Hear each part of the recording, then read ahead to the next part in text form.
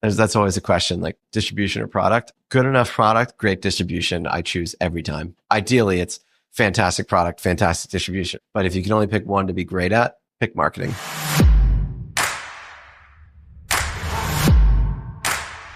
What is up, friends of Millionaire University? Welcome to the Millionaire University podcast. I'm your host today, Brian Guerin, and I am thrilled to be joined by our guest. His name is Ryan Sneddon, and he is making over $200,000 a year running a local newsletter business.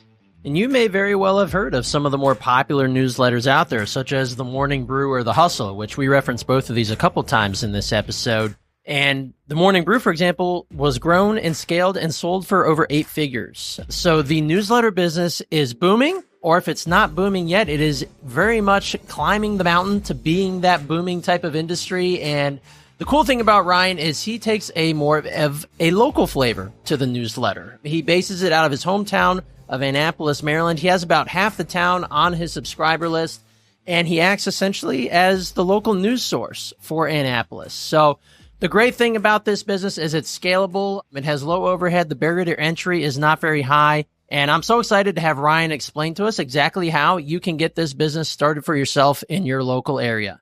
So without further ado, let's welcome Ryan to the podium. Here we go. Ryan, welcome to the show. First of all, thank you for being with us. Thanks for having me, Brian. It's good to be here. Yeah. I'm excited because, as you know better than I, newsletter businesses can be extremely lucrative. I don't know how many of our viewers have heard of The Morning Brew, but I was looking them up. I used to be on their list years ago. But they grew, they scaled, and they eventually sold for 8 figures. So newsletters, we were just talking before we popped on air, we're not sure if they're wildly popular yet, or if not, they're definitely on their way. But the cool thing about what we're going to chat about with your business, the Naptown Scoop, is you have a different spin on the newsletter business. You kind of keep it local to your hometown of Annapolis, Maryland. So I'm excited to learn exactly how you did this, how you got into it, how you've grown it, the logistics of it. So we're going to jump right in. How's that sound? Sounds great. Yeah, a lot of people, to get to that Morning Brew level scale, they sold for like $70 million or something. The Hustle, I think, was like $25 million. They have millions and millions of subscribers. And in the case of Morning Brew, they actually had a bunch of different products. The Hustle had 2 different products. But it's really tough to get millions and millions of subscribers. And now they're making a whole lot more than I was making, or I am making. But they were doing it with millions of subscribers. We have 19,446. And with that number of subscribers, it's my full-time income. I have 6 people that are working for us, not full-time, only one of them is full-time, but it's a much easier, more attainable number to get to than the millions of subscribers. And it's also very easy to target. That's what I liked about it. If you're going to go start a newsletter that can get millions of subscribers, where do you go to get those subscribers? I guess you can run Facebook ads and target that interest, but there's just a lot of trial and error you're going to do. If you want to start a local newsletter, you just run Facebook ads and target the people that live in your town. It's super, super easy. And I like easy things. So that's what I went with. Right. Well, and that's the thing. It's not like you have to go out and set out to be the Morning Brew and think that you're going to scale and sell for 8 figures, but you can make a heck of a good living and have an awesome business model doing $250,000, like what you're doing here. And that is an incredible way to start and scale a business that doesn't have a ton of overhead, which we're going to talk about here in a few minutes. But I kind of want to take us back to day one with you real quickly. What was the impetus for starting the Naptown Scoop and getting into the newsletter business? So like the day one impetus, which would actually probably be more like a day 0 or day -1, was actually the email newsletter, The Hustle. Someone showed it to me and I was like, this is awesome. I was working at the time, but wanted to do my own thing. I'd always wanted to do my own thing. And so this was 4 or 5 years ago? This was 5 years ago now. Yeah. Okay. Gotcha. It's kind of wild. That sounds like a long time ago. So I was working. Someone showed me The Hustle. I loved it because I loved the content that they were putting out. And the business focus of it, which was very clearly more entrepreneurial rather than just like Wall Street Journal business reading. So I love that. And then I started to love the newsletter business as I looked into it and looked into the founder of The Hustle, Sam, and all sorts of things around that. I was like, this is cool. Newsletters definitely were not a huge thing in the sense that they are now. Like Tim Ferriss had millions of people on his list. James Clear had millions of people on his list, and they were using it for great things. But the concept of a newsletter business was really still pretty new, I think. But there were some people doing it on like the big scale, like the Hustle and Morning Brew and the major ones like Agora. But then there was a really small one at the time. They had 7 of these newsletters. It was called 6 a.m. City. And they were doing what I'm doing in Columbia, South Carolina, Charleston, South Carolina, Greenville, South Carolina. I was living in Columbia. Their first one had been Greenville. And I liked what they were doing from a product standpoint. Somebody at work showed it to me because they invited me to a cool new spot. And I was like, how'd you hear about this? So they said, oh, I read this newsletter. You got to check it out. And I read it for like a week and I was like, this is awesome. Let me look into the business behind this. And so I signed up for every one they had. I found out they had 7 total. Now they have about 28. So I found out that they had 7. I found out how much their advertising cost. I made a spreadsheet and I just tracked how many ads they had each day. And I was like, I think they're probably making about $500,000 per city. That sounds like a good business. Doesn't really require that many people.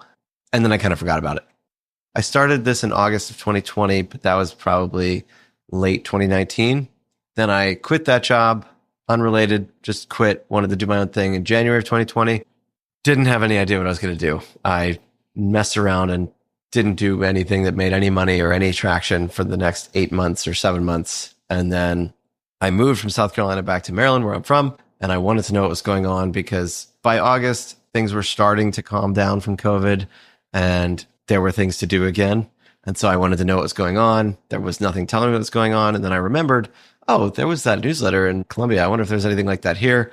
There wasn't. And that's when the light bulb really went off and it was like, I could do that. And then I was part of the Hustle's paid thing called Trends then, which told you about up and coming business ideas. And then they had a Facebook group. And that was the really valuable thing. So I wrote about the business model in the Facebook group and the post went kind of viral as far as the Facebook group goes. There were like 3,000 members there, but it had hundreds of comments on it. And a lot of people were like, this is amazing. I'll invest in you, whatever, blah, blah, blah. And so it got a lot of attention there. And again, I just kind of forgot about it. So that was July now of 2020. And then my other thing wasn't really working. I had a different newsletter that was terrible. And I think I was just like, you know what? I'm going to do this. And so that I just decided to do it. I started running Facebook ads and a week later I sent the first one. So it was kind of a little bit of a slow start, but once I actually decided to do it, I just did it in a day and ran Facebook ads for a week and then sent the first newsletter. All right. So you mentioned Facebook ads. That sounds like that was the first way you got some of your first few subscribers. So this leads into my first question. How did you get your first 100, your first 500 subscribers? Facebook ads. And same answer to both. That easy. Yeah, that easy. A lot of people want to overcomplicate it. And then they're like, how do I do this without spending a lot of money? And I'm like, you don't have to spend a lot of money. And that's how you weed out the people who are not going to do this. You're like, if you're not willing to spend $500 to test this, then you're not going to be committed enough to write an email every day or even every other day. And so that's just a really good way to weed people out of, just the, hey, that's a cool idea, but never actually going to do anything with it. To me, it just made sense. I do a lot of things that people are like, hey, that sounds really smart, or that sounds really dumb. Why'd you do it that way? And I'm like, well, it's just the way that it made sense to me. Like the way that it makes sense to me. I don't want to open up a can of worms because it kind of derailed us for almost 40 minutes before we started recording. But I've got another business, which we talked about, the portable toilet rental business. And there's just some things that I do that competitors in town are like, you can't do that. And I'm like, why not? It just makes sense to do it this way to me because I just don't see the business running any other way. Like we send an attendant with every rental for free. Then that attendant will keep it clean during the wedding. They'll replace the paper towels and the toilet paper, which would technically be the client's responsibility. We just drop it off and leave. That's not standard. I mean, everybody else they'll give you that, but you'll pay for it. It's like $70 an hour. We just throw it on for free at every rental because we want people to have an amazing experience. And I'm like, it doesn't make any sense to me to do it any other way. So that was when I started. I was like, I need people to read this. I don't know anybody in Annapolis. I am going to run Facebook ads. That's how I know I can get people. I've seen other businesses do it. I've followed people on Twitter and seen it kind of be done. I can watch the YouTube video and figure it out. That's what I did. Yeah, the Facebook ads, they're incredible. That was how I got into my business at Ricochet Digital. We just focused on purely Facebook ads for small businesses and just wowed business owners at the fact that, you can put out an ad, everybody's on Facebook, and then the people who want to take advantage of the offer can send you their name, their email, and their phone number, and you can call them and book business. It's like, Yeah, and you know what? It's the cheapest way to advertise and reach the most people. It still is today. It was 7 years ago. It still is today. $500 goes an incredibly long way. That's something I want to challenge. I hear a lot of people like, oh, it's not the golden era of Facebook ads anymore. And they're like, they're too expensive now. And I'm like, that's nonsense. I don't know if you're allowed to swear on this podcast, but that's bullshit. That's just an excuse not to do it. If I was starting over again, and I am going to be starting over again soon, we're going to do a couple more scoops in a couple more cities. That's exactly how I'm going to do it. And yeah, maybe it's going to cost a little bit more. But at the end of the day, my Facebook ads, and based on the open rate and the amount of the dollars I could sell advertising for, and just conservatively saying that people are going to stay on the email list for a year. If I was paying up to $7 a subscriber, it was still profitable. And I never paid more than $3 an email address. Yeah. And that was the conservative. They're only going to stay on for a year. But this is local news. It's just like your newspaper sent through email. People stay on these things for years. We have people who have been subscribed to our local newspaper here for 50 years that are canceling their subscription there and coming to us. And now, those people are not going to stay for another 50 years because they're not going to live for another 50 years. But if we get a 30-year-old on our newsletter, they're going to read it. And as long as they live here, basically, if they're going to read it until they're 65 years old or 70 or more, because what are you just going to do? Not pay attention to the news that happens in your community? There's always going to be people paying attention to that. It's a really sticky thing, and they stay on for a very long time. There's your recurring business model. It's like you're the new age newspaper, and you can't beat that, really. So I want to talk a little bit more about Facebook ads, because this sounds like an incredible way to get this business off the ground. So your first ads, what did you use in terms of your copy and creative to hook people in and get them convinced to give you their email address? So tried a bunch of things. That is one thing for Facebook ads, is test what works. You know that because this is your whole business. But I kind of originally thought that this sort of business, this sort of publication would be cool for young people. It's like, hey, we're not the newspaper. We're nothing physical that you pick up. We're on your phone. We're on your computer. We're funny. We're hip. Like, we're that. And so I ran these ads with, this is hilarious, like 2 really cool young people sitting at a table, looking at their phone, loving it. And it was like, this is Naptown Scoop. And then on the other side, it was a black and white picture of this grandma reading a newspaper at her table. And it said, this is traditional news. And I was like, this ad's going to be awesome. And it was fine, but it was like $5 an email address. And I was like, that's not good. And then I saw in the analytics, like young people they're like $10 a subscriber. Older people, and by older, I mean like over the age of 45, are like $2 a subscriber. And it was like, light bulb. So I stopped running that ad that made the old people look bad. And I just picked this middle-aged woman in a stock photo, not middle-aged, a little bit younger than that. She's probably like 35, 40. And it's just her. She's not even looking at her phone. She's just holding it in front of her. She's looking up and smiling. And she's really pretty. And I put a little title over it. It said, I always know what's happening in Annapolis. And then I can't remember the exact copy, but it was very similar to the Hustles ads that they were running, these morning brews ads. It was like, no nonsense, no politics, only the good stuff like that. Not groundbreaking creative or anything like that. And basically just told people the message was, this is an email that you get at the time 3 times a week, and it takes less than 5 minutes to read, and it'll tell you everything you need to know about Annapolis, and it's totally free. That was the message. And that stayed the message for the entire time that I was running ads. I spent about, I think, $25,000 on Facebook ads to get all of my subscribers. And most of that was from my own savings from the job that I had for a year before this. But then I started to sell some advertising and use that money as well. That was probably spent over a year and a half, 2 years. And I only stopped running Facebook ads because I ran out of money. And then I never started running them again. We've continued to grow at an acceptable rate. So yeah, and that was another thing. And we're jumping around a little bit here, but that was one of the things that I really liked about this business. It was kind of a thesis. I love theses for businesses. We already talked about the theses for the feces off air, which is the portable toilet rental stuff. But one of my theses for Naptown Scoop was that there's only a certain number of people who live in town here. You basically run Facebook ads really hard for a year or two, and then you just turn it off, and you turn off your biggest expense, and you start making profit. I was like, I think that's how it's going to be. Let's test it. That is how it's been. And so that's another thing I hear people say, well, I don't want to spend a bunch of money up front on Facebook ads. And I'm like, well, it's short-term pain for long-term gain. Spend a little bit of money and then just stop spending. I haven't run a Facebook ad in over 2 years now. That's not bad. I don't spend any money on it now. We don't spend any money on growth marketing, none other than our referral program and just having a really good product. I guess investing in content could be considered that. But in terms of running ads to get people to give us their email address, we don't do that anymore. And so, yeah, the ad creative never really changed that much. I started doing some videos in the end, and this is how I'll start doing it in other cities with the owner of the thing, putting their face in a video, just selfie style camera shot, walking around their city with a noticeable landmark in the background, explaining what it is they do at the Scoop. Those ads performed really well for us, but I ran out of money a little bit after I started running those. And then after I recovered from that, I just didn't run ads anymore because we were growing at a good rate organically.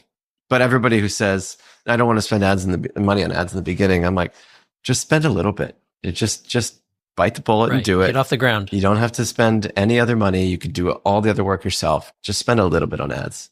You have the greatest product in the world. Nobody knows about it. It doesn't matter. Like right now, I think we have the greatest toilet rental in Annapolis, but nobody knows about it. So it doesn't matter. We've only had 2 bookings. And we're going to start promoting it super hard, like so hard. Like nobody's ready for how hard.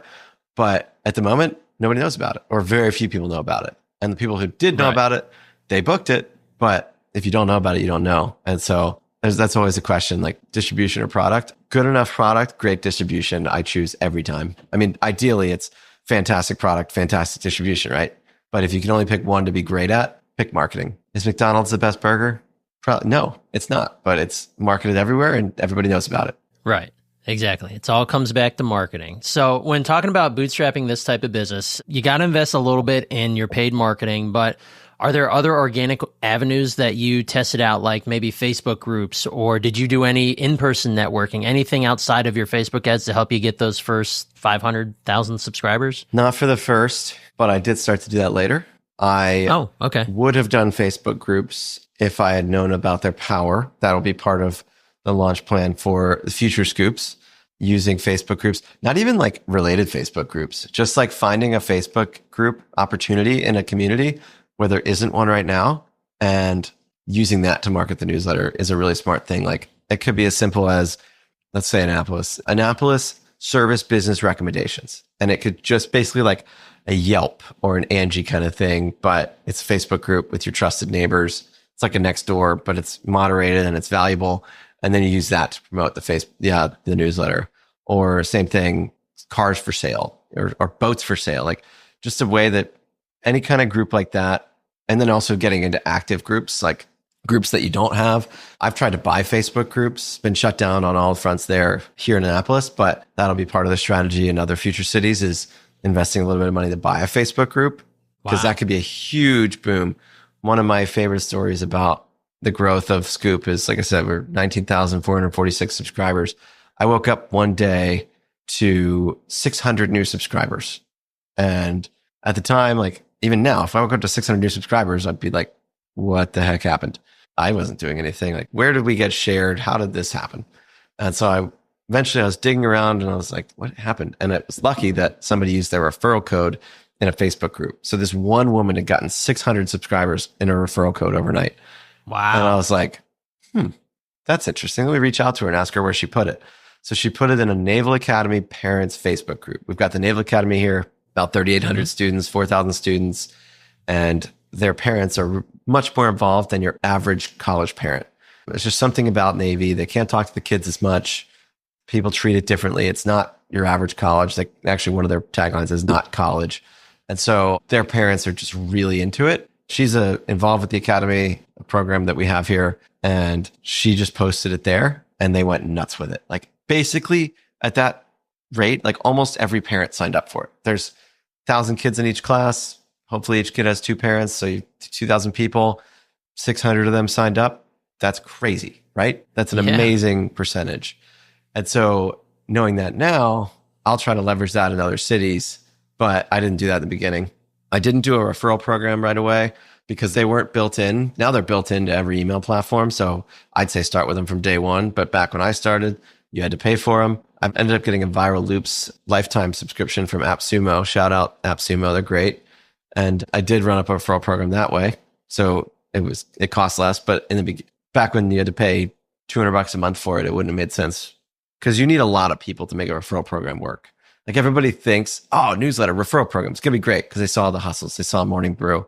Referral program's like 20% of your subscribers. And that's not nothing, but it's not your silver bullet for growth by any means. And so unless it's free included in your thing, I wouldn't do it from the beginning, but now it is everywhere. So it basically doesn't even matter. That point's moot. But so, yeah, we got a referral program that's been good. I've written pretty extensively about this online, but basically the dirty little secret of referral programs is that the first milestone is the only one that matters because it's the only one that 80%, 90% of your people will ever get to. I always love to do this. I've on podcasts because now that I use Beehive, they have a really good way to do it. So I look at my referral program. Like I said, 19,446 subscribers. We have 2,000 of those subscribers who have referrals, and the average one has referred 2.46 people. So our first milestone is at 3 referrals. That means that our average referring reader hasn't even hit the first milestone. So the first one is the only one that you should think about. We have given out 417 people have gotten to the first one. How many people do you think have gotten to my second milestone, which is at 15 referrals? 7. 23. So you're pretty good on your guesses. Most people guess way too high. Our third milestone, which is at 25, only 11 people have gotten to it. So that's your dirty little secret of referral programs is only think about the first one. And so because of that, you want to make it automatic for yourself and ideally free. So for a local newsletter, there's a perfect one that I just recommend everybody would steal. Don't even think about it. Just do this one. A birthday shout out for your subscribers who get 3 referrals at the top of your newsletter every day. It's amazing for a couple of reasons. First, you get 3 referrals. That's, a lot of people do their first referral milestone at 1. I think you're cheating yourself if you do that. You can get away with making it 3. No one will ever complain, even if your average referrer doesn't get it like mine. So do that. And then also, it is a growth tactic in and of itself because I give you the option to do either your birthday shout out for yourself or somebody else. If you choose somebody else, you're definitely going to send it to them so that they know that you did it, or their friends will send it to them. Maybe they don't read actually. So now that you got a new subscriber there probably, or it'll get sent, hey, you pick yourself. Let's say you're Brian, I'm Ryan. You pick yourself as a birthday shout out. I'm really good friends with you. We have a Golf Buddies group chat. I text everybody like, hey, good. Look, everybody, like Brian's at the top of the Naptown Scoop today. And then half the guys in there are like, what's Naptown Scoop? And I send them my referral code again. Or you send them yours because you're faster than me. But it's a growth hack in and of itself. And then it can be automated. It can be totally free for you and it can be automated. And so I have a long thing about automating it, but it would basically you just tie it to a spreadsheet that you check every day for your thing, and Zapier watches make a form for your referral program. I have a long thing written about that. If anybody's listening to this and just finds me on Twitter and DMs me, I'll send it to them. We don't need to go into the nitty gritty here, but those are my little secrets of referral programs is only go for the first one. The second and third ones don't even matter like at all. And then make it free for yourself and easy to fulfill. So those are my big secrets. If I remember, I think Morning Brew, they had part of their referral program was like you refer X amount of people, you get a sticker, and then you get like a coffee mug, and then you get a whatever. But I imagine for that, like now, what is it like if you've got even 10% of your 19,000 people, now you've got to send out like a butt ton of stickers, right? Like, and then now you got to do postage. Yeah, you don't want to be packing stickers in an envelope all day. And at this point now, I'm actually going to figure out, I've stopped doing birthday shout outs it's harder to get referrals now in Annapolis because we've got so many people. We only have 41,000 people here in town, almost 20,000 readers. And there's population outside of the town too, probably about 120,000 that we can reach, but we're pretty great market penetration. And so it's getting really hard to get referrals. And so I've actually changed my first one to now be a membership in our private Facebook group, which is not going so hot right now. There's not a lot of activity happens. I really need a moderator to get in there and start drumming up conversation. But I'm actually going to start trying to sell our birthday shout outs at the top of the newsletter because now people want them. They're really excited to get them. That's also anecdotal evidence that I know the birthday shout out works is I'll see people around town. They're like, I'm only one away from my birthday shout out. Or they'll see me and they'll be like, why didn't I get mine this year? And I'm like, what's a one-time thing? You got it last year. Or they're like, man, I missed it. Like I just got my third referral, but my birthday was last week and now I have to wait a whole year for this thing. But They really wanted it. And so now I'm like, what if I could sell those? Max 2 a day, $40 each one. Maybe it's like that people buy birthday shout outs like that on scoreboards at ball games. So Yeah. I'm like, let's try that. I haven't figured out a software to let me do that yet. Easy for me and limit it to 2 each day and make it automatic. But I think I'm kind of figuring that out. But again, quick math. We send 200 of these newsletters a day. We can do 2 of those. So that's possible for $16,000 in revenue. Even if you only sell half of them, it's basically money for nothing at that point. Just a little way to add a bit to the top line. Yeah, that's free money right there. All right, so we're talking about a little bit of monetization here. I'm going to save the best for last. So I'm going to hop into logistics here first. What does the back end look like for running a local newsletter? Like, who are your people? Do you have a staff of writers? How do you put this all together? So right for the first 2 years, well, not entirely 2 years, but I was pretty much doing every single thing with the exception of social media. I delegated that pretty early. And then I delegated some sales stuff as well, but more of like cold calling, like basically got an account development representative, and then I would come in and help close deals. So those 2 things I delegated pretty early. I had this social media person, I think she started for me in the winter of 2020, which is only a few months after we started. So I knew I needed to have someone for that. And then I hired the sales rep in May of 2021. So just shy of a year in. I was doing everything up until that point. But now, fast forward to 4 years in, I'm just going to work my way through the office here. To my left is a head of sales. He's not in here today. He's actually got COVID. I don't know who gets COVID anymore, but unfortunately, he's at home today. Then we have 2 interns for the summer. One's social media, but they're both kind of everything. One does a lot of ad copywriting for us, and I hope to keep the ad copywriter one on afterwards in a full-time role so she can manage our social media, do ad copywriting, and basically be like a marketing wizard, jack of all trades kind of thing. Then we have a head of content editor. It's kind of a hybrid role that is part-time. All these people are part-time. I have one full-time operations person, started as an administrative assistant kind of role, but really transitioned into an operations role. So she manages my email and the general Naptown Scoop email. She's looking for tips that are coming in. She's the one that's compiling all of our sources or all of our stories from all of our sources and then putting them in a pile. And then that's when the editor will go in every day and say, yep, we're going to cover this. We're not going to cover that. We're going to cover this. We're not going to cover that. And then we have 2 writers that the editor will assign stories to. And that is the team. Okay. And you're publishing every day during the week, right? Or is it 7 days a week, 5 days a week? What does that look like? 5 days a week. So there's some stuff that we can plan out in advance, but a lot of it is reactive to the news and events that are happening. Right. Okay. And all your team is local to you, or is anybody remote? The assistant lives in the Philippines, so fully remote, leveraging a little bit of offshore labor there. Definitely wouldn't be able to afford that here. The writers are remote, but they live in town. It's important for the writers to live in town because they got to know the personality of the town, but they've never been in the office because they don't need to be, and they're freelancers and they're part-time, and one of them has a family that she takes care of. So they don't need to be in the office. They don't want to be in the office. And then everybody else does work in here, but pretty flexibly. The editor's in here once every Monday. We have a content meeting.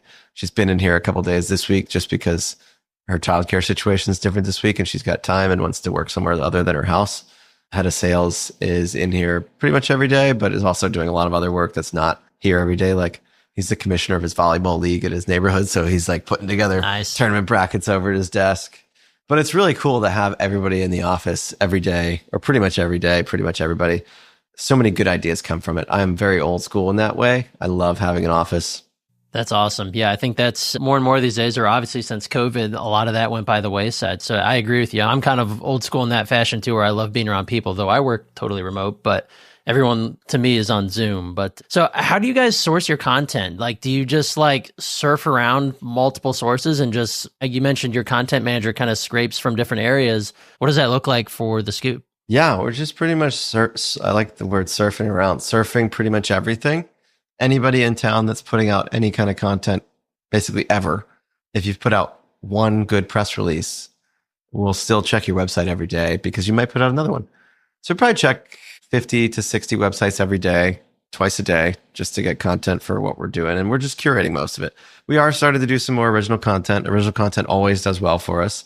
So that's fun. We're doing a lot more of that now, especially with the team growing. But it's just surfing around everywhere. In the beginning, that was 100% of the content gathering. And then now we started to get, but you have to get to a certain level before you start doing that. And you also have to ask for it. You just, hey, do you have anything that we should write about? Send us an email. You start to build relationships with people in town that know what's happening. Like commercial real estate agents are great for telling you about the new businesses that are coming into town or the ones that are closing or big things like that. They're kind of my favorite source, if you will. But really just in the beginning, you're surfing around everywhere and then you start to build relationships and people are starting to tell you things. Yeah. Well, and you've been around long enough. People are kind of like, hey, this needs to be in the scoop. This story or maybe this upcoming event needs to be mentioned. And they reach out to you. It's like the content comes to you now. Yeah, which makes it a lot easier. It's fun when the content comes to you. Yeah. Yeah. Okay. Well, that's awesome. So I want to start talking about maybe more of the fun part, if you will, the monetization of the scoop. This is what I'm most interested in. What does it look like? How did you start turning your first dollars? I know you mentioned you invested your own money into your startup costs, doing your advertising. It sounds like you hired pretty quickly. Did you have money coming in at that point? And how did you start making your first dollars? And how are you guys currently monetizing right now? So making the first dollars and making the now dollars the same way, which is good. It's a simple business model. We are starting to think about expanding some things, but for the most part, it's advertising in the newsletter that makes all the money. We started doing that very early. Even I think I can't remember exactly how many subscribers I had. I've probably made up numbers and stories online that I've written, but it was a low number. It was somewhere less than 100 or around 100. Somebody reached out. They wanted to advertise because I had a link in there that you could advertise in there, just an email link to email me back. And so this web developer wanted to advertise. And I said, we only have this many people, but because of that, if you give me $500, then I'll give you 6 ads you can use at any point in the next 6 months. And he was like, great, that sounds fun to me.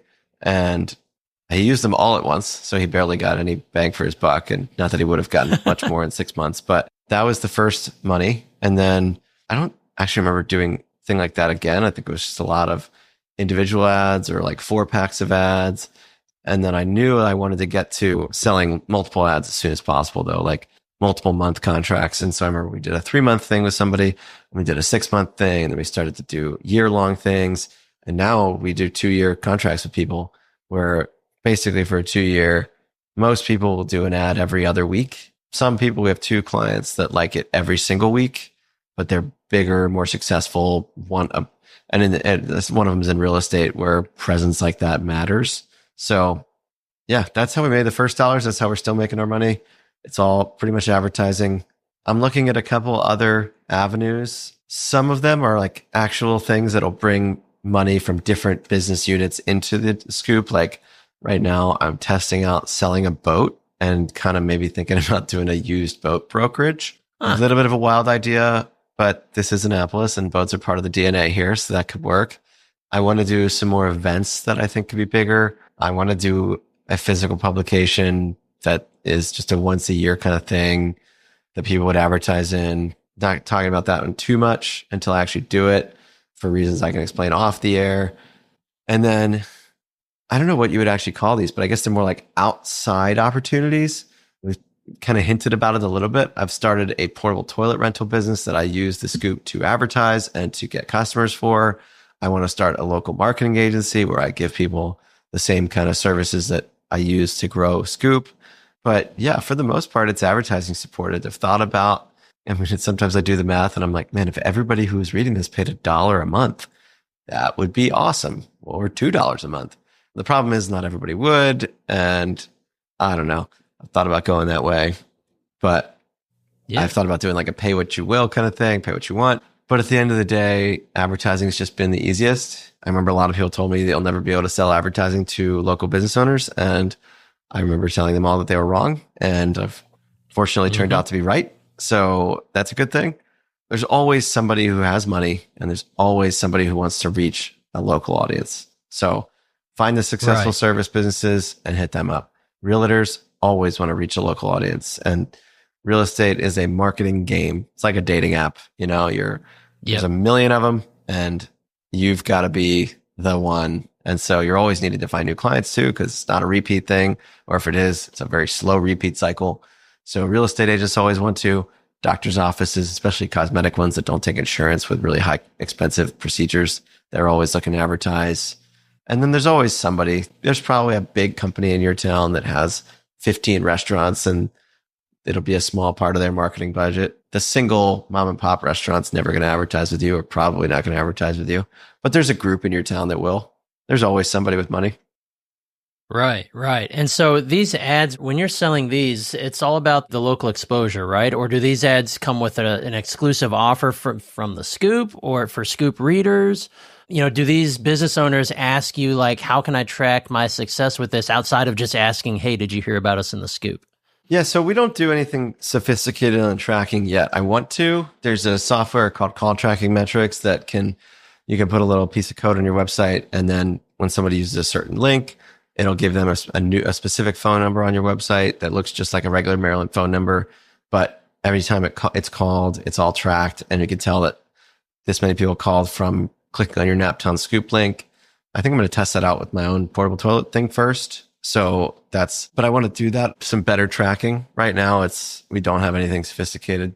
Some people do offers. Some people do, if you heard about us, like we have a vet, if you heard about us through the Scoop, then you get a free chew toy for your dog. It's an ice cream cone because it's a Scoop. So some people do things like that. But at the end of the day, it's not really sophisticated, but it is. If somebody runs an ad, we have a new company that is a stretching facility and they do this offer for everybody. But on the days that they run with us, then they get a lot of calls. And so they're like, okay, well, that's probably working. Let's keep doing it. Remember when they opened, We wrote a story about them and they said, yeah, we want to offer all your readers a free stretch. And my head of content was like, do they know how many subscribers we have? And I was like, I don't know. Maybe we should check. So we called them back and we're like, hey, Colin, I love the idea of the free stretch. That's great. But just so you know, we have 19,000 readers and a 65% open rate. So like that could be a lot of people. And he's like, nope, we offer it to everybody. Let's do it. And so we did it. We ran the story unpaid. When everybody opens a business, we always give them at least one. Like it's just an announcement. We're the news thing. We have to do that. It doesn't really feel like, again, to me, it's like, it doesn't make any other sense to do it any other way. But sometimes my head of sales is like, why aren't you charging them for that? And I'm like, because they just opened. Like, that's what we do. We got to tell people what's happening, whether they pay us or not. Yeah. And if they like what we do, then they can pay us and then they can continue to get coverage. So that's what happened here is they were like overwhelmed with phone calls, scheduling free stretches. And they were like, how do we get in here more? And I sent my sales guy over. He told them how it worked and they signed a 2-year deal. Like just easy, no negotiation. They were just like, we got so many freaking phone calls from this that we got to be in there every week or every other week for 2 years now. So wow, that's kind of how that works sometimes. So what does your pricing look like? How did you arrive at your pricing and what are those numbers? I know it's probably variable based on the length of the contract, but how does that work? Yeah. So the short answer is I just pulled them out of thin air. I did not know how pricing worked. I don't know where I heard this because I haven't found it online ever again, but somewhere along the line, I heard that Morning Brew was selling ads at a $70 CPM, which if anybody's listening doesn't know what that is, cost per 1,000 impressions. And I was like, cool, that's my price now. And so I basically am still around there for our top ad, which is 150 words. Top of the newsletter includes a logo and a picture. And that's about $70 without any discounts. So that's like if you just buy one. But then the discounts start if you buy 12, which would be 6 months, basically, every other week. And then there's another discount at 24 and then another one at 48. And so nobody really ends up paying that full rate. And then it just goes down. Like our top ad, I think it's like 70. Our next one, I think is like 55. And then it's like 45. And those are the only 3 different kinds we have. But yeah, I just pulled it out of thin air is the real answer. I know that's a high CPM, but also like nobody really does ads on CPMs anymore. Kind of nobody. You can't say that, but open rates are less accurate. But at this point, it's just like, whatever, the price is the price. And we're big enough that that's just it. I raise it a little bit every year. And that's the price is the price now. It's not really based on anything. It's just, we're going to go up a little bit every year, whether we get 5,000 new subscribers or 500.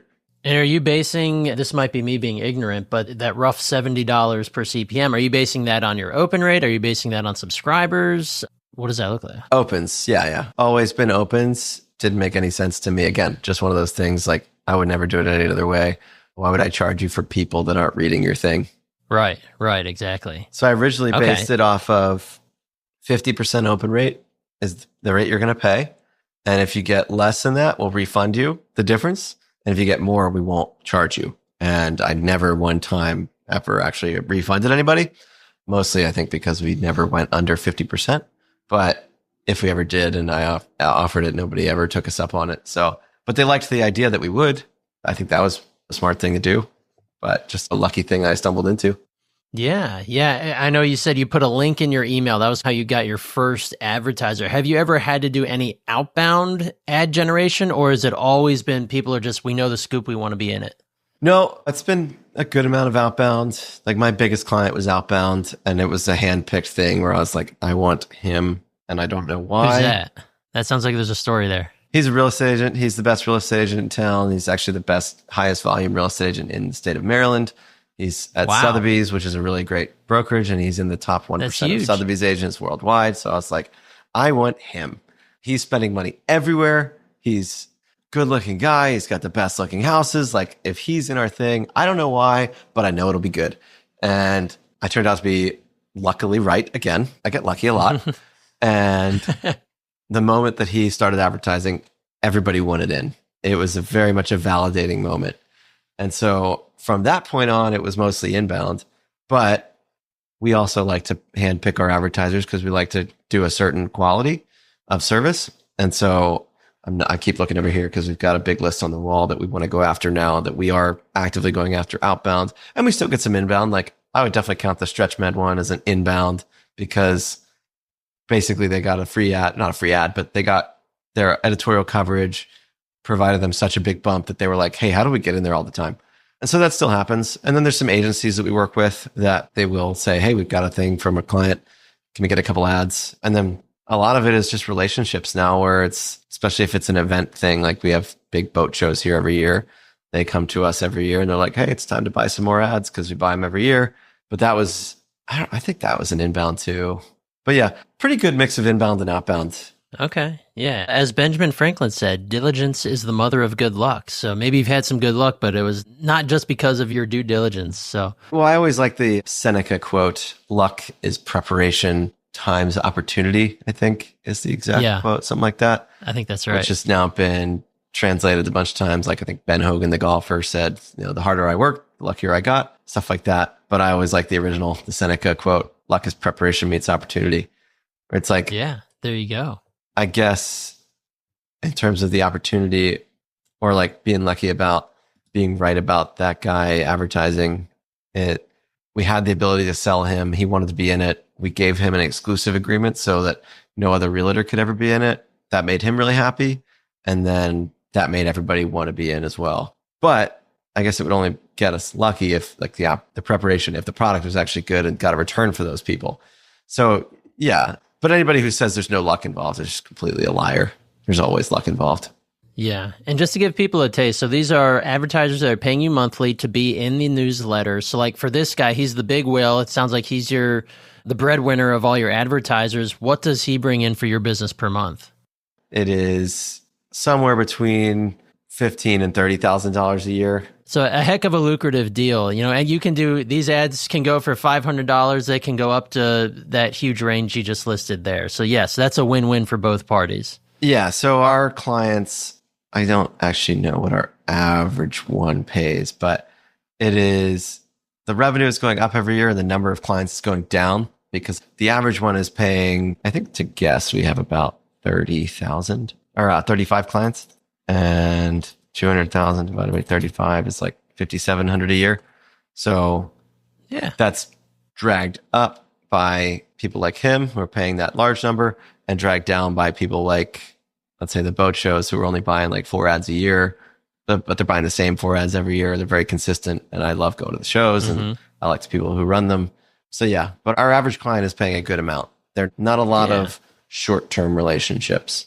Right, right. And that's the key. And even the same in the marketing side of the business, we have a lot of our, I call them my legacy or my key clients who they come back year after year. They receive the same awesome service or better service every year, I like to think, and they pay for it. And each year the price rises a little bit to keep up with inflation and cost of doing business. But you have that core business, and then you slowly add in others here and there. It's a recipe for not a passive business, but a great way to just know that you have that money coming in. Yeah. And I like the exclusive arrangements that I do because they kind of secure things a little bit more. Like, I am pretty sure that my top advertiser would absorb almost any price increase I give him.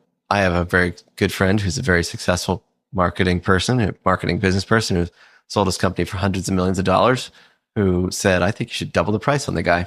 I think he would absorb it because it's an exclusive arrangement and he knows, or if he ever tried to wiggle out of it or something, I could say, if you give this up right now, you're never getting back in.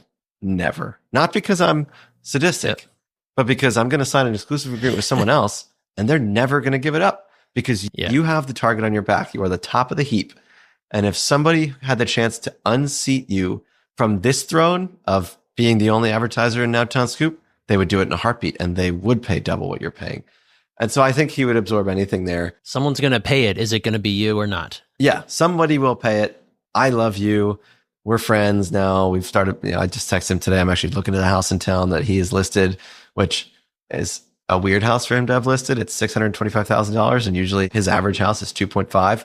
And I've helped him sell all the way up to 12. So I don't know why he's listed this house. It's probably just like the son or daughter of a client and he's doing it as a favor. But I was looking at it and I was like, that makes it easy. I texted him and he's like, yeah, here's a lockbox code. Just go on over. So we become friends and I love that. But I also know that our relationship will come to an end at some point. All business relationships do. Doesn't mean it's going to be a bad end. It's just, it will come to an end.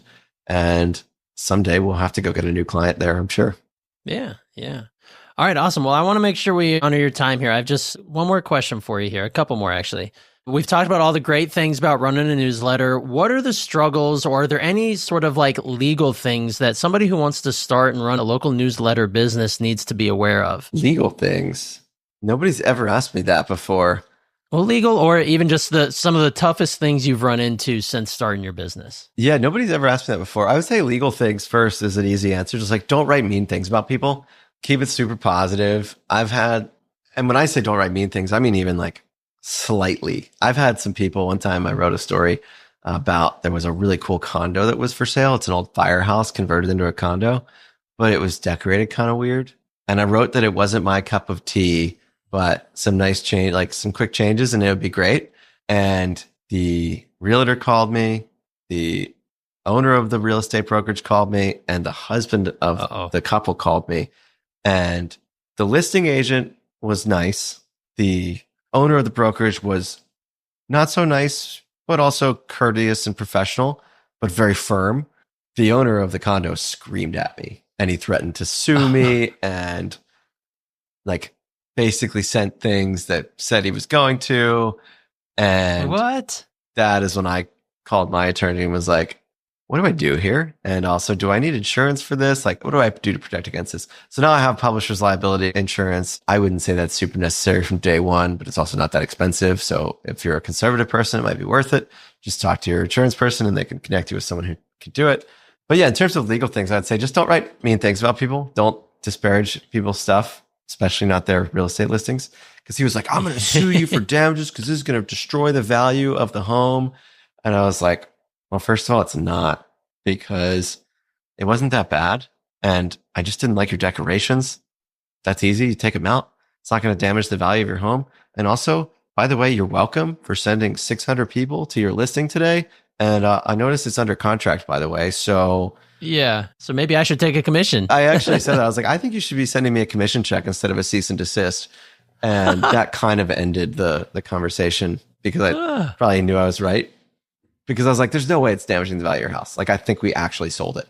Your office should, like I said, the listing agent was really nice. The listing agent actually asked me about, like, she's like, can I advertise? Like, I liked having my listing in your thing. And I was like, sadly, we have an exclusive agreement, so you can't, but, great.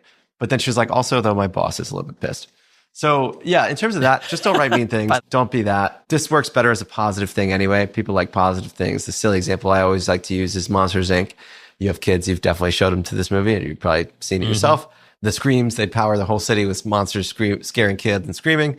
But then they figure out at the end of the movie that laughter is like 5 times more powerful than screams or something. And so positivity is always better than negativity. The whole if it bleeds, it leads thing, that doesn't work in practice. Like obviously the legacy media has done that forever, but nobody's nobody's finding the legacy media publishers on the street and asking them for selfies and like wanting them to invite them to their weddings and hang out with them at parties and then just reading their thing all the time. Like very few people are going to read my thing and be pissed off by anything inside of it. They're going to read it and be like, oh, that's cool. I can go see my favorite band this weekend. That's a happy thing. Now I like Naptown Scoop because they told me that. The next week they tell me a cool thing I can do with my kids. I like Naptown Scoop. They told me that. Naptown Scoop is advertising a vet. My puppy's sick. The vet fixed my puppy. Now I like Naptown Scoop because they saved my puppy's life. Like it's all positive stuff. In terms of the hardest thing, this is not a legal thing at all. It's a grind. It's a daily content grind. We do every day. In the beginning, we did every other day. And the problem is you can't really schedule a lot of it out in advance unless you're doing original content like how to get on the water without a boat in Annapolis. And you have a story of how you could rent a boat or where you could charter a boat or get on a paddleboard or stuff like that. We did that recently. It was a great piece of content and you can schedule that out and write it in advance. But most of the things that you're covering in this business are reactive. And so it's a grind. I actually still haven't gone on vacation without writing the newsletter or editing the newsletter or assigning the stories to the writers in the 4 years we've been doing this. I now have my editor and my goal. I'm going away in a month to Newport, Rhode Island. And so I don't want to be working. And that'll be the first trip in 4 years where I'm just going to completely check out and say, editor, I'm completely trusting you. This is your job. I trust you. I guess I accidentally did that on the 3rd of July, which is 6 days ago from when we're recording this. That was the first time in Naptown Scoop history that an email got sent that I had not even looked at. We had not planned to do a 4th of July email, but my editor wanted to do one. And so she did. And we have a really good 3rd of July fireworks show. And so nice. I had a few drinks at that and was with my girlfriend and then just woke up the next morning and I was like, oh shoot, sent an email that I didn't look at. I hope it was good. And I don't know if this was a smart thing to do or a dumb thing to do, but I actually just opened it and deleted it and didn't even read it.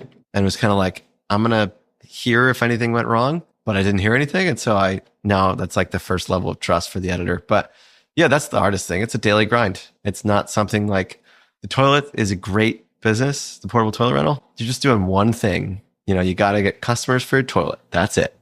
And then you got to deliver it and you got to clean it and you got to keep it clean during the event. And then you got to pick it up. It's very simple business. This constantly reacting to things is different every day. And I also call this like a 2-part business. I don't like 2-part businesses and I don't want to do any more of them. You need to get newsletter subscribers and you need to get advertisers to make money. So you can't have one without the other. For the toilet thing, I just need to get customers, just need rentals. That's it. Like a 1-part business. It's a simple one. I like it a lot better than the 2-part. But that's not to say this can't be a great business.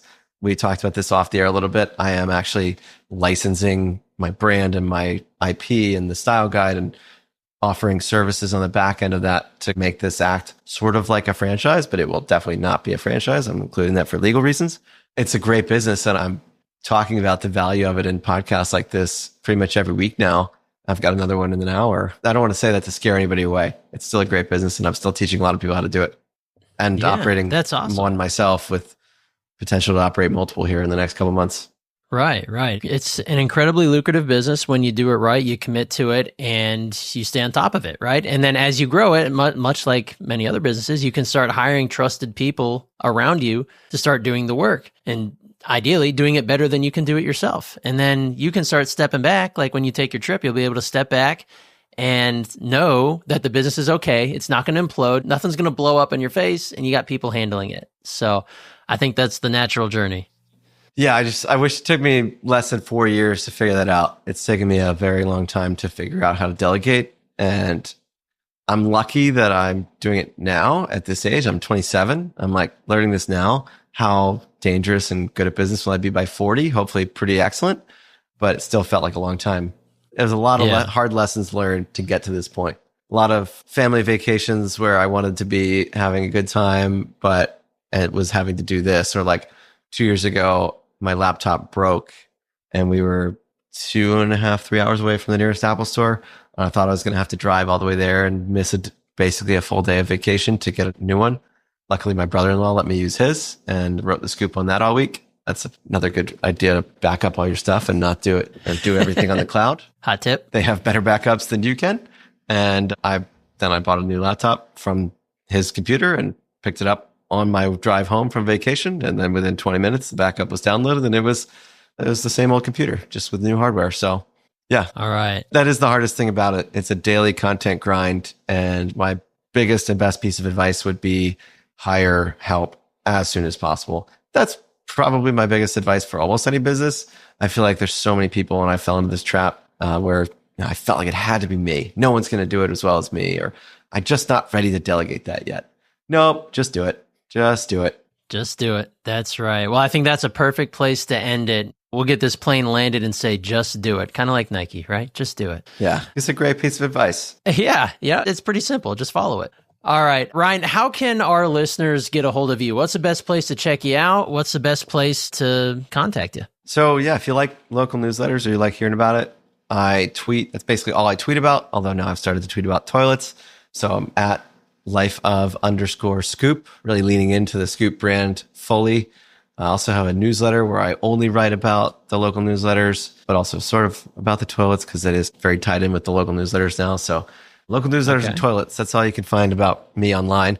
And that's at lifeofscoop.beehive.com. If you're like, I just want to jump straight in, I do a little 5-day starter kit to get a local newsletter started at lifeofscoop.co.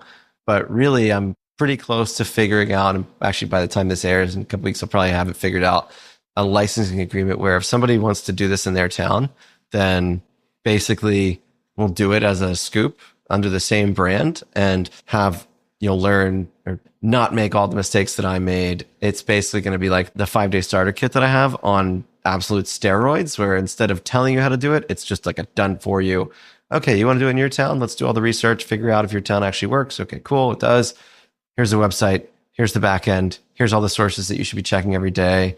If we have also I think I'm going to have a VA assigned to pretty much every one of these things. So it's like, you have to check the sources. We're just going to give you all the things every day. We're going to manage the Beehive account for you because that's my favorite one to use for this. We're going to make the template for you. We're going to manage the ad inventory. And so if that's something that's interesting like that done for you, I just want the benefits of selling the ads or making the money from the ads, being the rock star that I get to be when my face is on this thing every day, and then making some money from this, then hit me up on Twitter or the newsletter there and just respond to that, because that's something we're digging into here pretty soon. We're going to have our first one of those agreements signed to get another Scoop going. Been a long time coming. Awesome. Yeah. So that sounds like a newsletter business in a box almost. Pretty much, yeah. But also with back-end support, especially in the early days, it'll be a lot of me support to make sure that it goes really well for anybody who's going to partner with us on this. But it's not an equity partnership kind of thing. It's just a fee-based thing. Although I am also interested, if anybody does want to do equity partnerships, then I'm very into that as well because I like owning things. Yeah, who doesn't? There you go. Well, you heard it here first, folks. Be positive, just do the dang thing, and hit up Ryan to see if you want a newsletter business in a box. He'll hook you up, and heck, you might even get some ownership and equity together. So, Ryan, this has been an awesome episode. A real pleasure having you on. Thanks again for joining us. Thanks, Brian. It's been tons of fun. All right, let's hear it for Ryan.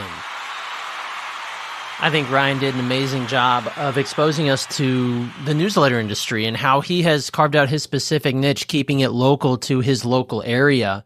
And you even heard at the end there how he's starting to license out his product, his IP, the ability to get a business in a box, a newsletter business in a box, where this can be applied in any city or any town across the country.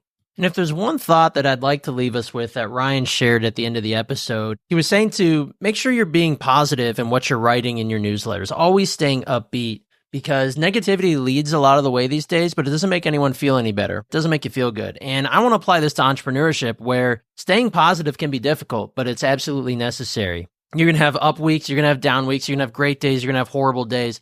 But at the end of the day, as an entrepreneur, you got to do everything you can to stay positive and keep moving your ball forward. So a big thank you to Ryan for joining us today and sharing his knowledge. Another big thank you to our sponsors for helping us keep this thing going. And finally, a big thank you to you, our listener, for listening to us today and for being loyal and checking out some more of our podcasts. We appreciate you more than you can know. I do have a couple of quick favors before we sign off. Number one, if you'd be willing to and you love this episode, please text your friend, your mom, your dad, your family, whoever it is. Let them know that you thought this episode was awesome and they could think it is too. Shoot them a link to this episode on your favorite pod player. And number two, if you haven't already, check out our free business course at millionaireuniversity.com/training. If you haven't hopped into the entrepreneurial world, or maybe you just did and you still need a few pointers, check out that free course. We'll get you set up and moving ASAP. So thank you all again. This is Brian Guerin signing off. I cannot wait to see you on the next episode of the Millionaire University podcast. I hope you all go out and crush it today.